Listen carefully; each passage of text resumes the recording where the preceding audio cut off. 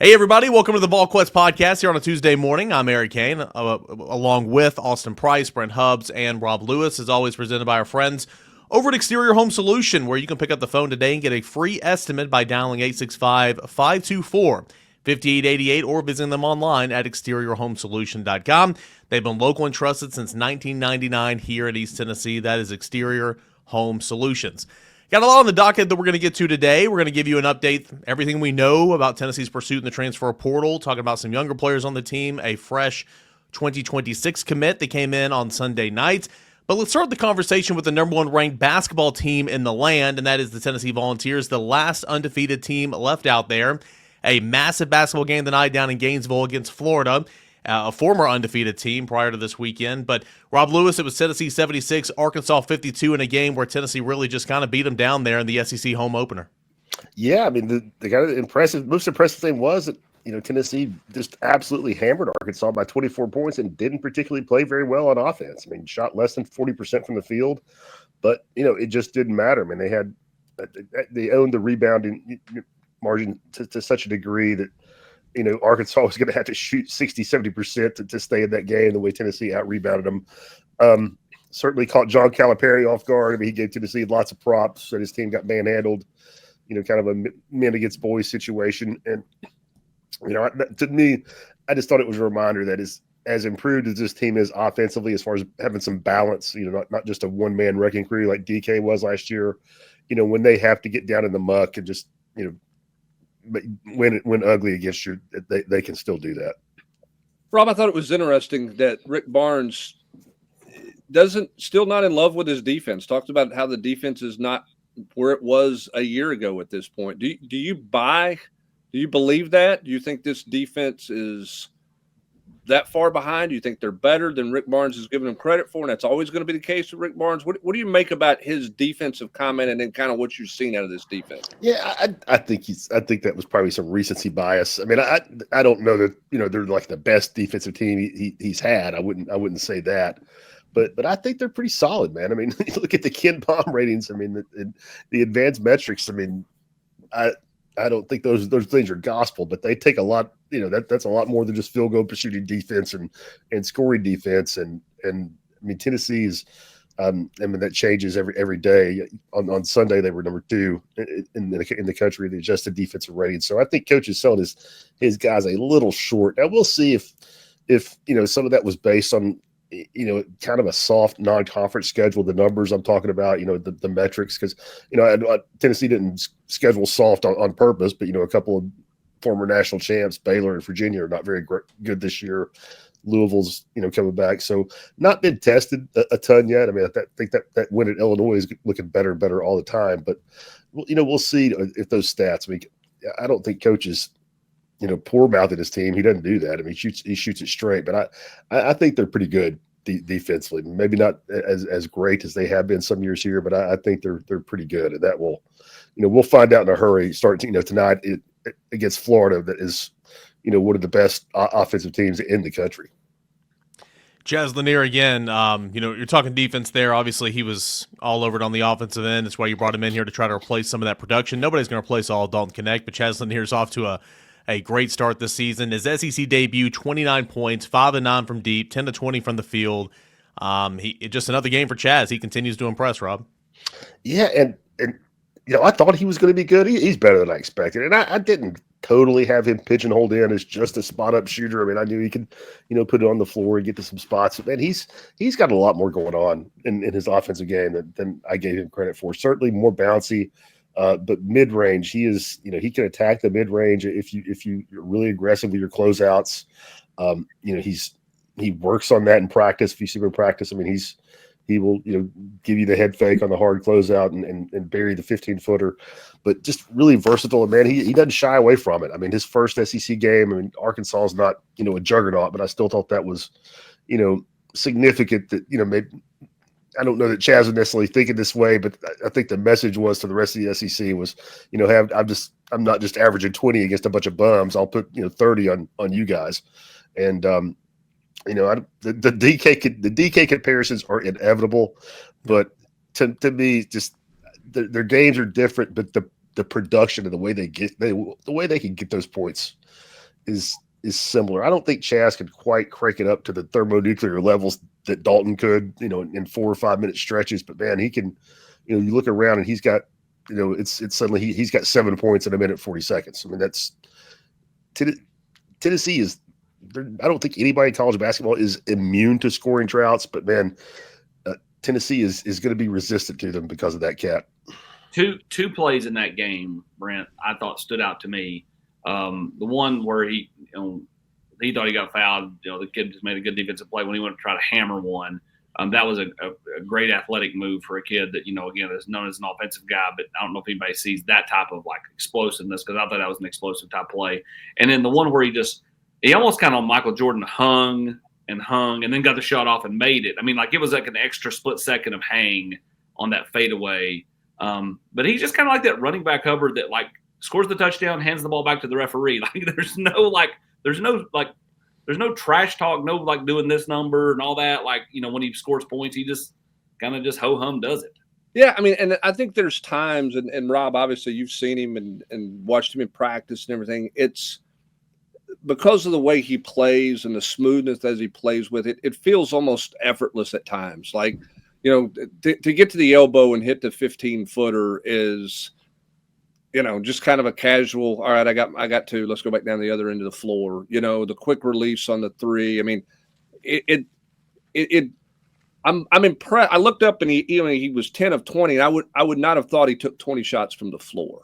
It just didn't feel like everything is like, all right, we're ISOing for him. Everything's around. I mean, he's getting 20 shots, and the complete flow of the offense is what it feels like to me, Rob. I don't know if that's a fair assessment or not, but it doesn't feel like it's all schematic for him to go get 29 points in a game. I agree, man. And I think him and Zakai have really good chemistry in the backcourt. And, I think part of it is Zakai being such a mature point guard. I think, and I haven't asked Zakai this, but I bet playing with Dalton helped him in that regard to know how to, feed the fire when you're, when you've got somebody that's capable of heating up like Chaz. But yeah, I'm with you, Hubbard. I mean, it's hard. It's crazy to say somebody had a quiet 29, but when I looked up the other day, it didn't just feel like he almost had 30.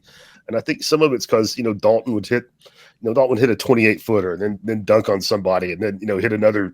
Hit another one from 5 feet beyond the arc or something. And it was just flashy. And that's not Chaz's game, but man, he produces. Robert, is everybody going to continue to give up lobs to Tennessee? I mean, like, I look up and it's Zakai, man. He's a master. I'm sure that everybody just hammers that in practice, and they get out there, man, and he just puts people in the blender, man. I know they're thinking about it, and their coaches just told them about it in the last time out, and then boom, dunk. And he's exactly why what Rob just said, it's Zakai, is exactly why when the NCAA passes this whole 5-year thing in the next few weeks, which everybody expects him to do, he'll be back for a 5th year. I'm convinced of that. I may be totally wrong, and I'll be the first to admit it. I'm convinced at his size, he's the perfect guy to come back for another year if they give this, they do this green light, this 5-year eligibility thing. He and Meshack both, to be honest with you, and Rick and them would be smart to pony up the NIL to do it. I tell you what, I mean, I don't know what's going to happen there, but my appreciation for Zakai. And I mean, Rob knows this. He's seen the group text where I'm always on the plus minus deal and everything else. The more you watch him, and Rob, you pointed this out a few weeks ago, where he's at in the assist, the race or the chase for the assist record.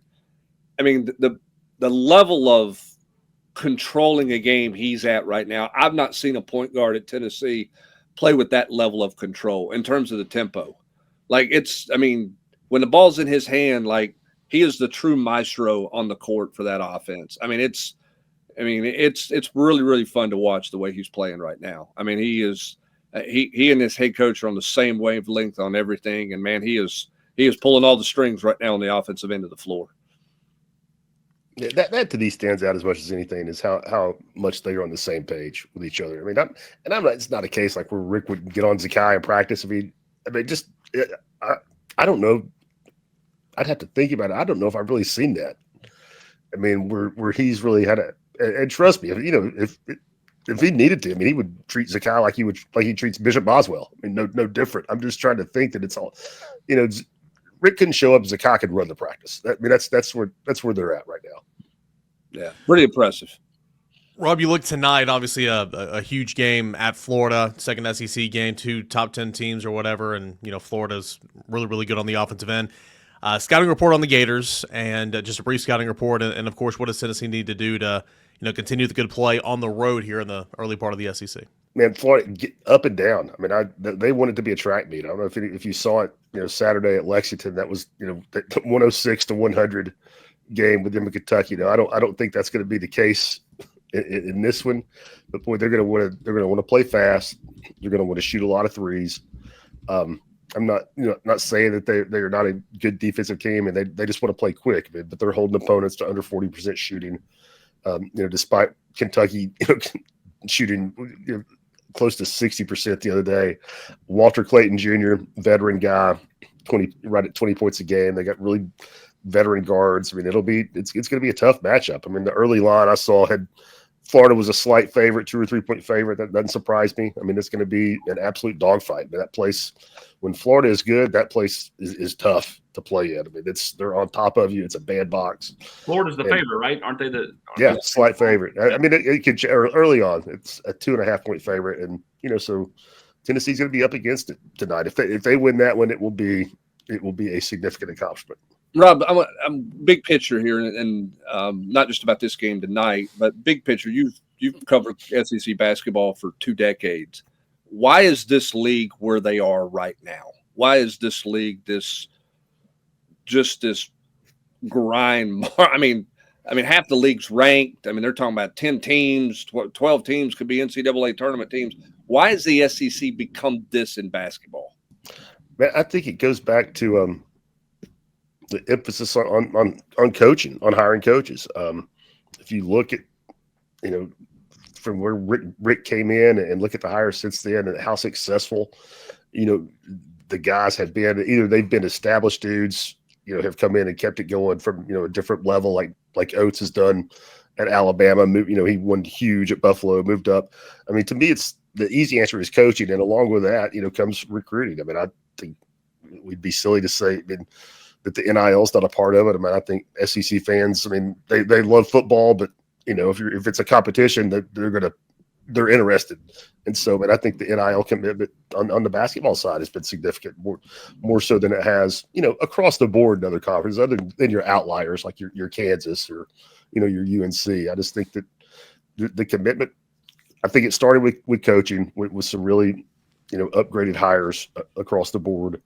And, along with that has come better coaching, better talent, and certainly that's been augmented by the NIL. But it's clearly the best conference in the league, country right now. And it's not just what we're seeing on the court. I mean, I think you'll see it in the NBA draft, too, down the road. Yeah, it's going to be about survival for the next 2 months. I was going to say it's so deep that a team that finishes 5th or 6th in the league can end up being the team that makes it the furthest come March. Absolutely. 100%. I mean, golly, if you think about it right now, the team that's 5th right now in this, we're way. It doesn't matter. It's so early, but that could be Alabama.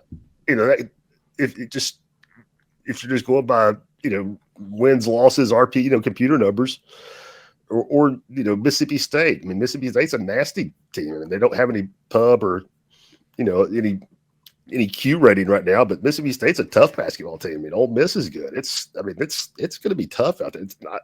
Somebody could win the league with 6 losses. I'm not predicting that, but that wouldn't shock me. That's crazy. It's amazing what this league, because we're not that far removed from the SEC kind of being Kentucky, and everybody else was sort of a joke. Absolutely. The butt of the jokes around the country. And now it's, they're the one everybody's, no offense to the Big 12 and the ACC and all these other blue bloods that have been there. Right now it's the SEC that's holding the college basketball mantle. Ole Miss might have the nicest arena in this league. Yeah. Can you imagine that? Yeah. The commitment to the sport's certainly been there. I'm not, they might not be a Final Four contender, but they care about it. They put people in there. Chris Beard, that's no joke. That's a serious basketball coach. It's it's a different level than it was even 5 years ago. Yeah, the best news for Tennessee tonight is students are not on campus. That's big because I don't think they're back yet. They may be just coming back, but that'll be a hornet's nest for Tennessee. And they'll be desperate. They don't want to start 0-2 in the league. I mean, that's going to be a real challenge tonight. Back to the wall. I mean, it's early. Nobody's going undefeated in this league, but it's going to be a big test. But again, you don't want to start 0-2 because, I mean, that's in this league, that's a hole you don't want to be in early on. Mm-hmm. I'm not kept up with it, Rob, and I asked this out of pure ignorance. What happened with the whole student newspaper golden thing? Anything? I think no resolution as far as I know. I mean, I'm not following it on a daily basis, but as far as I know, that's just a big matzo ball that's still hanging out there. Gotcha. Tennessee and Florida, 7 o'clock tonight. That game will be televised on ESPN2. And, of course, Rob and Grant will have all the coverage for you on the General's quarters and throughout the game and immediately after the game. Tennessee, game number 2 in SEC play, the number 1 ranked team, the only undefeated team in the land. Tied, Rob, is this right? Tied for the best start in program history, 14-0? That is correct. And that was in a 17-game season. Yeah. So big game coming up here tonight. Let's shift gears here real quick. We'll get into some football topics, but before we hit a break, Austin Price, Tennessee picked up a 2026 commitment on Sunday night, a wide receiver, 6'3", 180 pounds, and Tyran Evans. Yeah, a kid that's, I think, going to continue to go rocketing up the rankings. I get when he committed, he was ranked a 3-star, but I would bet he's not a 3-star very long. Big, long, athletic, rangy kid that plays at Huff. And then talking to his coach, Coach Baker over there at Huff, I think that really benefits from the fact he goes against one of the best corners in the country, Samari Matthews, every day in practice. Those two battle it out against each other every day in practice, and it makes both of them better. And it's kind of best on best constantly over there for Huff. And, this is a kid who visited back, in December. And, obviously you see him there with James Pierce, another Charlotte kid, but just continues to get bigger and bigger and has a high catch radius and big hands. Tennessee, Kelsey Pope really worked on him extremely hard, and to be able to have him and Tyreek King before Tristan Keys ever does anything, which should happen in the next 4 to 6 weeks, in my opinion. Whether we'll see if Tennessee's able to land Keys, but I mean Tennessee's been the team to beat for him.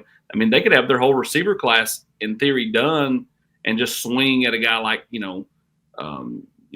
Chris Henry, who again, most people expect to end up at Ohio State, one of the best receivers in the country. But just take a swing there. I was going to ask, does and I know it'd still be to continue and see what Tennessee does in the portal throughout the month of January. I get that, but does the number maybe change for this class? Already got 2 in. You mentioned Keys, that would be 3 potentially, but I mean, does the number maybe go up 1 or 2? No, I mean, I think right now, I don't think so. I think 3 would be the number, unless you can, again, land the best receiver in the country. And at that point, does one of these guys pivot, right? I mean, I think what happens a lot of times is, you just kind of continue to recruit other receivers because, Ole Miss isn't going to go away. They're going to keep swinging for Tristan Keys. So is Alabama. So is, the best programs in the country.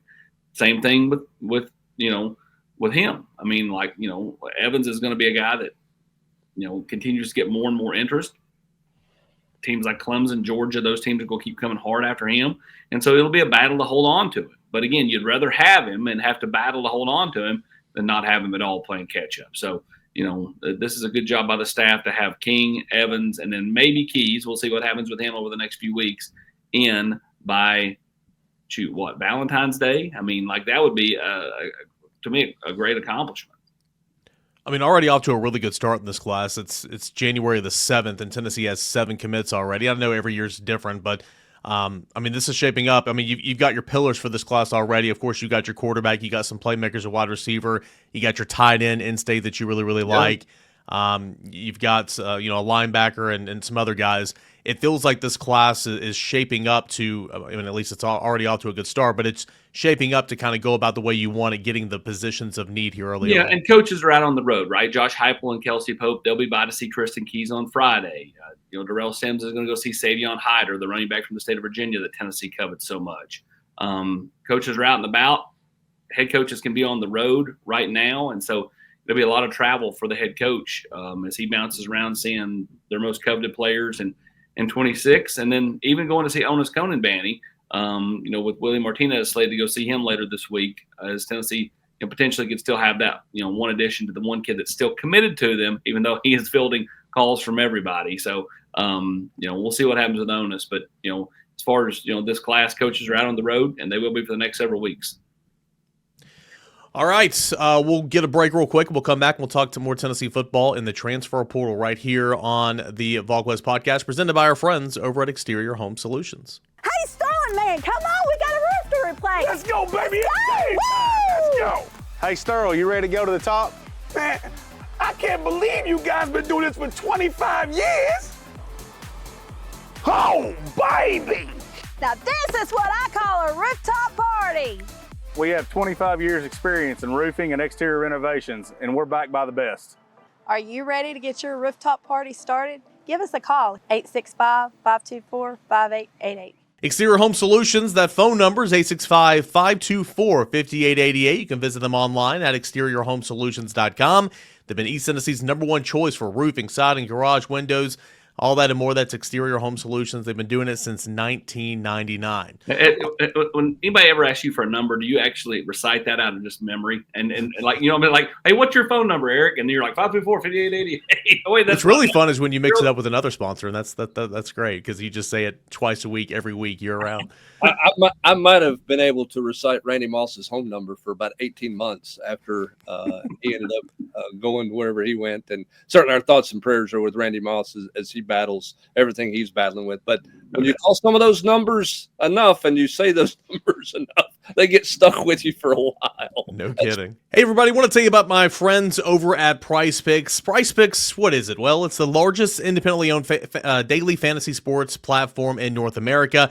Easiest and most exciting way to play DFS. It's just you against the numbers. And so instead of battling thousands of other players, including many pros and sharks, all you have to do is pick more or less than 2 to 6 player stat projections and watch the winnings roll in. So you got to do at least 2, no more than 6. So you got your grid right here. Prize Picks is going to give you a projection, and all you're going to do is click more than or less than. It truly is that simple, where you can win so much more of your money back. To end this football season, the NFL playoffs, you can do sports like college basketball, the NBA. When baseball starts back up, you can do baseball. You can mix and match your sports as well. All that and more over at PrizePicks.com. And you play $5, you're going to get $50 instantly when you put in that promo code VQ. Go to PrizePicks.com/VQ, put in that promo code VQ, and you're going to receive a guaranteed $50 once you play $5 in lineup. Again, $50 once you play $5 in lineups. Promo code VQ at PrizePicks.com. Promo code VQ. All right, it's fluid. It changes by the day oftentimes, but obviously Tennessee in the transfer portal got one commit in Wendell Moy, and looking for some more. Austin, I'll just kind of give the floor to you. Kind of where's Tennessee at right now in pursuits of wide receivers and running backs and anybody else? What's that? What's the the emoji? It's like that's kind of what it is. And the people that are just listening, I did the whole like can't see, can't hear, can't speak. Yeah, I mean, we'll see. I mean, right now Tennessee's, they've looked at a couple of offensive linemen to potentially add. They're continuing to look at a couple of defensive line, to add. They obviously wanted to add a receiver or two. If see what happens. Amari Jefferson, should be doing something here in the next little bit. And obviously that one makes a ton of sense, right? But I mean, I think besides, if Tennessee's, gets that one, they would like to probably add at least one more receiver because they need depth. I mean, they need depth, they need playmakers, and that's important. And so we'll see kind of what Tennessee goes from there. There are some teams that, will still have their portal window over the next few weeks. We'll see what happens with any of those schools. Do they lose anybody that Tennessee would have interest in at any of those positions? And then, does Tennessee add a running back? Does Tennessee wait till the spring to add, a running back? What happens there? Do they look at the JUCO ranks to add somebody? There are some pieces to still be added to this roster, but as I've said on the board the last, few days, you also have to, Brent, bring along the players that you put a bunch of money into in the recruiting process. I mean, like, you can't continue to put a bunch of money into kids that just sit over there that you keep buried due to the transfer portal kids. Yeah, no doubt. And I think that's the balance everybody's in right now. And I get where fans, feeling frustrated or a lot of questions and a lot of worry and a lot of don't understand. Like, Why is there no traction? Why hasn't Tennessee brought anybody in for a visit? Listen, I mean, they brought in 4. They got one of the 4, but pre-Christmas, nobody since. They tried to get the Branch brothers to visit. They chose not to visit, and there's nothing you can do about that. I mean, you make your pitch and try to get them on campus, and they didn't want to visit. So I do think that there's, again, we talk about all the time, the notion of whether cheap or their budget's going down or they're not spending any money or Spire doesn't know what they're doing or they don't have any money or this, that, and the other. I don't know that everybody grasps how much, and I don't know the specifics, but it costs more money to retain your roster than people probably realize. And it costs money to assemble the signing class, probably more than people realize as well.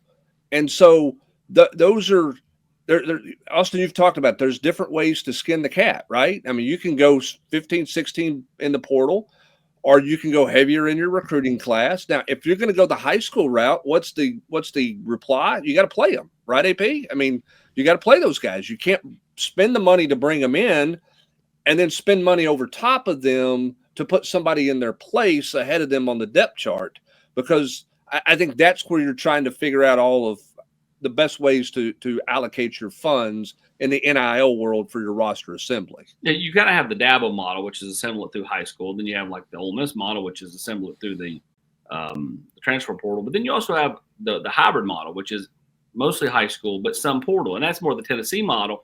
But no matter what you do, whether it be portal or high school, if you're going to put a bunch of money into a kid, which means, if you're putting a bunch of money into a kid, you think that kid is worthy of the money. Mm-hmm. Well, that kid's got to play. I mean, Brent said this for the last month, and it's so right. When you put a bunch of money into a player, offense or defense or whatever, it's like the equivalent of a first-round pick at the NFL draft. Well, outside of quarterback, which sometimes they don't start right away, although it's happened a lot more here recently than the old days. Like, your first-round picks start. They play. And I'm not saying the kids have to start, but, Boo Carter should have been your punt returner before 8 games into the season. That's not that hard to figure out. And I think some of this stuff, they've got to push guys to the field and throw them in the deep end. We'll see if they can swim. I mean, like that's kind of how I think they've got to do it in some regards, especially if you think that they warrant that kind of NIL money. They have to play. They can't sit. Otherwise, you're just burning money. Yeah, if you're going to go the model that you're talking about with the high school kids, and then you're going to supplement it with transfer guys. You can't supplement, Rob, every position with a transfer guy and have guys, sitting as the backup for 2 or 3 years who's been making money from the moment he, signed and showed up on campus. So I think that's what everybody's trying to figure out, because you're not. I know Ohio State's a bit of the exception right now in terms of stockpiling talent. It's going to be harder and harder to stockpile talent and have kids sit and wait. Yeah, my prediction, and I don't know when this will happen. I think you're always going to have an outlier, like the billionaire at Miami that wants to buy, spend $20 million 1 year. I just wonder if it's not going to regress to what AP's talking about, where kind of the norm is, you build the traditional high school recruiting and kind of supplement, because I just, again, I don't know how much of an appetite a booster population is going to have to fund a roster like Ohio State every year. Well, that's why it's all going in house. That's why Georgia changed their state law, Rob, to where that's what the university can pay for it, and I mean that's where it's all going. But whether the House case gets across the finish line or not, these state laws are going to be changed to where the universities can help fund this, which takes pressure off of your major donors. I think there'll be outliers every year, but I don't think you're going to have a half dozen programs that are throwing around $20 million. I've not done a roster breakdown, Eric. I've seen a couple things out there that's been written. I've not done full roster breakdowns of who's left in the playoff. I don't know that those would be considered portal heavy teams in the playoff that are remaining, particularly in the line of scrimmage. Yeah. Right. I mean, maybe a player here or there, but I mean, not 4 transfers on your offensive line, not 4 transfers on your defensive line. there's still some development there. They have transfers. Nobody doesn't have a transfer, but I think they're more of the mode of the hybrid of what's remaining than they are teams that are 20 deep in the transfer portal. Yeah, I know. I mean, it's a different sport. But I know Coach Barnes to me about it before. About you see these older guys, and you've got film. What you've seen what they can do, and it's the temptation is just to want to stockpile. But he said at the same time you've got to remember you got to trust your evaluations. We've been doing this a long time. We like player X 2 years ago, and it's we got to trust our process. We got to trust what we do here. But it's such a temptation to see a guy that hey, you saw him against 3 teams that are on your schedule, and he produced. I want that guy. Well, and I think that's where fans are. AP, sorry, I didn't mean to interrupt you. I think that's what fans are seeing, right? Look at the Connecticut tight end a year ago. Oh God, he torched us. We got to get him. Like how important was it? And people like losing their minds when they didn't take him, and they ended up taking Miles Kitselman, who turned out to be pretty good. So I get it. Fans want change. Like the season ended abruptly. There was no sunny trip to Florida for a bowl game and all that. And they want change. They want to change on the staff. To this point, there has been none. They want change on the roster. To this point, they've lost X amount, and none of them that really matter, in my opinion. Good solid players, but none of them that go, oh my gosh, we won't be able to survive without him. And then they've added one. And so, like, you've not had a lot of change on the roster, not had any change on the staff, and everybody else has got these shiny new toys. It's like Malik Benson. It's like, guys, he was basically 0 for 2. He was 0 for at Alabama. He was 0 for at Florida State. He's looking to cash in one more payday here before, does the NFL work out for him? Does it not? He doesn't know that. So he's, going to try to cash in with another somewhat semi-decent payday here. Why would you put a bunch of money into a kid who's, been pedestrian? It doesn't make any sense. I mean, like, it just, you have to, kind of look at it from a business standpoint at times. Like, if you're going to go spend, then go spend and get a real guy, not just a body. Let me ask you this, though, okay? And I'm not putting him on blast whatsoever. I know there was an injury in there, obviously, and, there were some guys in front of him. What's the difference in Benson and Amari Jefferson? Say Tennessee gets Jefferson, okay? He didn't play this year, okay? And then Benson obviously has been over 2. Kind of what's the difference in those two? The money. I don't think Amari Jefferson is going to cost, near what, Malik Benson has. And Amari Jefferson, you're right, did not hit the field. You don't know what he is. To me, it's low risk, high reward for Amari Jefferson. What you liked a year ago coming out of high school. He's since had a minor hip procedure. Says he'll be cleared 1st of February. So if you add him here in the next little bit, to me, you're going to find out slowly. But like, there's no pressure. Malik Benson's a 1-for-1. Like, he has 1 year left. Amari Jefferson has 4 years of eligibility left, and a kid again that you would have gladly signed out of Chattanooga Baylor 1 year ago. So to me, like, they're a little bit different.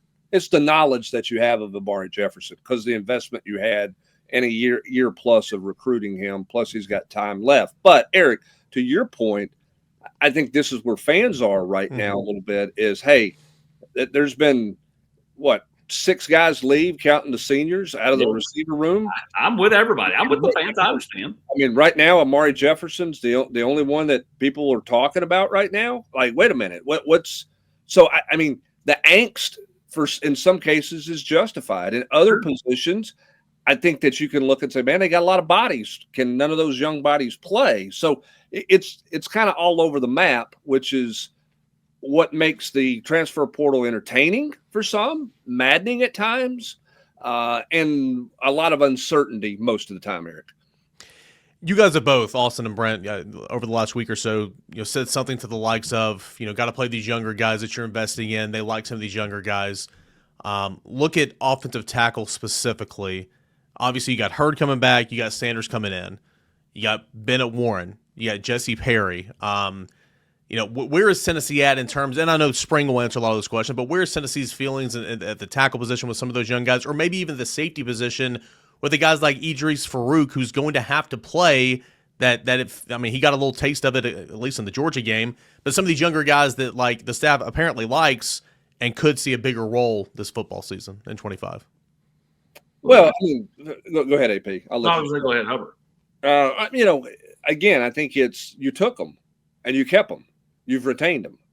listen, we live in a world where you can cut a kid, right? This is not Tommy Tuberville at Auburn 25 years ago, where there's a national outcry if you tell a kid they're not welcome back, right? I mean, roster move, roster management, whatever catchphrase you want to use is real, right? You can move on from somebody, okay? If you're bringing these people back and you want them, then you're saying they can help us and they can play, okay? Then you're going to have to play them. I mean, that's where we are.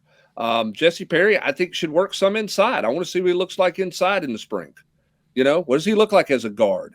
Bennett Warren, a tackle. You got to create some depth out there, but do you look at him inside a little bit? I don't know. I mean, I don't think there's anything that says we don't like Bennett Warren.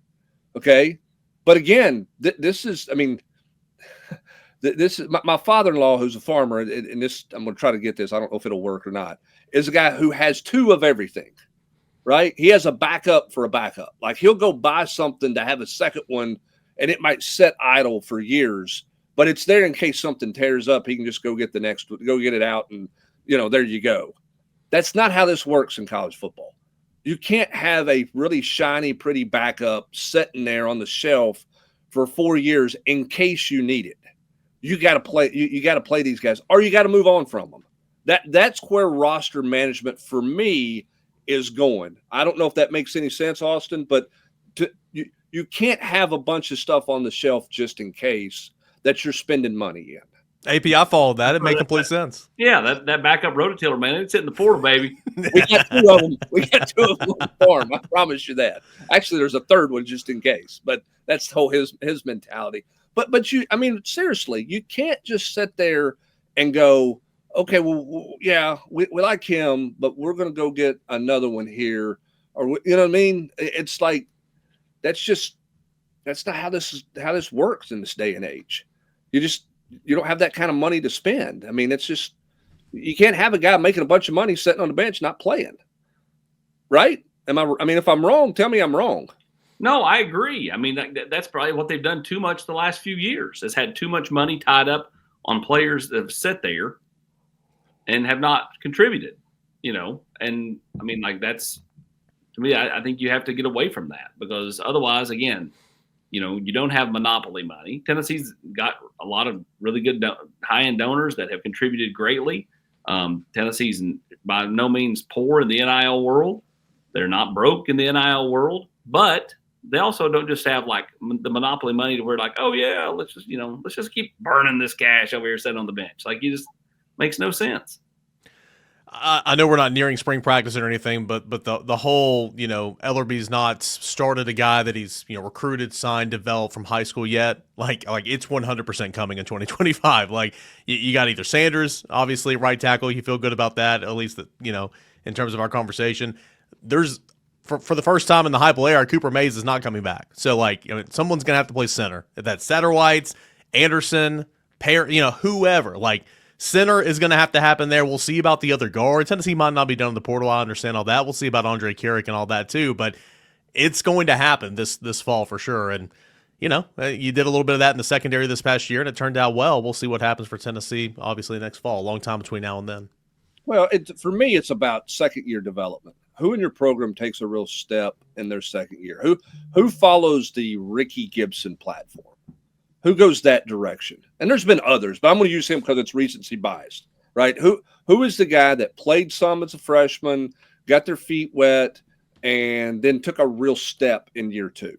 Who are those guys at individual positions? Is that Edwin Spillman at linebacker? You hope that it is, right? Is that Braylon Staley at receiver? Is it Mike Matthews? Is it Mike Matthews at receiver outside? You know, that's the thing that has to happen. It's got to be the second. It's that second-year guy. Or a guy like Ethan Davis who's going into year three. Yeah, I mean, who takes that step? I mean, that look, Eric, you've seen it in baseball, right? Brazel in year two of playing here. Right. I mean, the good teams, the consistency of being a good team is not just about who you sign to come in and step into a starting lineup. Tony Vitello has brought transfers in that has helped him. But how many guys waited, okay, played a little bit, and then in year two took off? Yeah. Right? Yeah, go around the horn. I mean, you had a national championship team last year. I mean, there were absolutely players that came from the portal that helped. I'm not saying that, but go around the horn. Yeah. Majority of those guys are Tennessee guys that have been here for years. A lot of them took a real step from year 1 to year 2 in that year. Okay. Oh yeah. I mean, Rob, look at what they're getting out of Cade Phillips right now. I mean, listen, is Cade Phillips going to make all SEC? No, but Cade Phillips has got to play a significant role on this team as a year 2 player who is developed. There's still that element to roster management that has to be the case, and it's not just about going out and getting all brand new every year. Yeah, you saw it with Arian Carter. Maybe not a flashy example, but he led Tennessee in tackles this year. He got his feet wet. Got hurt and didn't finish the year. Dante Thornton was, didn't live up to the hype that anybody wanted him to. But how much better was he in year 2? I mean, led the team in touchdowns. I mean, I think you make a great point, Hubbard. I think that's. Hey, here's a great one. Cal Stark, second year in the program, coming over from junior college. He had a $180 his first year. And granted, the average is never going to be where you want it, but he was, he hit 11, 12 home runs. Fantastic. I mean, had a lot of clutch hits in the playoffs, fantastic catcher. Hunter Ensley year over year. So, yeah, that's I mean, look at Matt Ray, year 2 at Volquest. I mean, look what he's done. I mean, now he's going into year 3, and he's trying the Dabo method where he's trying to get the recruiting class done by spring break so he can just kick back and travel Europe all summer long. To go on one of his 3 vacations for the year, right? 3, 4. I mean, he surpassed me. Like, nobody takes 4 vacations than that guy. Well, I mean, it was dicey in year 1 for Matt, but he did a nice job in his off-season development to put himself in a position that we're moving forward with it. So AP, he earned that VQ brand, didn't he? He did. We right across the chest. Hey, although Hub just told me that he can end up like, what's his name, and they'll just take it right back off of him one day. If not. I started watching Landman the other day, by the way. It's pretty good. Did you watch it? Yeah, He's not watched it. I'm watching that one. Absolutely, I'm watching that one. I'm watching that one with my Rob Lewis knows this. Rob Lewis and I had this conversation too. Hubbard's watching the show. It's the first show that he's watched that was executed after 1970. Hubbard's watching the show. I checked that. He watched Matlock back in the 80s. No, I didn't This is the first show Hubbard's watched that you can't also watch on TV Land at midnight. Buddy, I grew up on TV Land, Rob. I could Get Smart. I mean, I could. Dude, Agent 99 was my Kelly Kapowski before Kelly Kapowski. Bottom line, that's a huge endorsement for Landman. It's called Hubbard's attention. Huge endorsement. In the. If we could get Hubs to binge 1923 before the new season comes out at the end of this month, man, we'd be in February. I'm not binging anything, but I watch that show. He's not a binge. Can you see Hubs just binging a season or something? He's watching 2 episodes a month. Not sitting down watching hours upon hours of something to get caught up there. That's not me. Got to walk before you run, I guess. We got him watching Landman. Crazy couldn't even get him to do that after he's coming off heart surgery and he was not able to work. I just work. All right, a lot going on, obviously, more than just TV recommendations over at Volquest.com. We got recruiting, we got transfer portal updates, hopefully many more in the days that continue. Basketball, number 1 ranked team in the country. Roster management for football, that and more. It's at Volquest.com and on the General's Quarters, where we have constant conversation every day, week around. Appreciate, as always, our friends over at Exterior Home Solutions, where they've been local and trusted since 1999. That phone number, 865-524-5888, or online at exteriorhomesolutions.com. For Awesome Price, Brent Hubbs, Rob Lewis, I am Eric Kane. Thank you so much for joining us here. We'll see you Thursday for the Mailbag Podcast.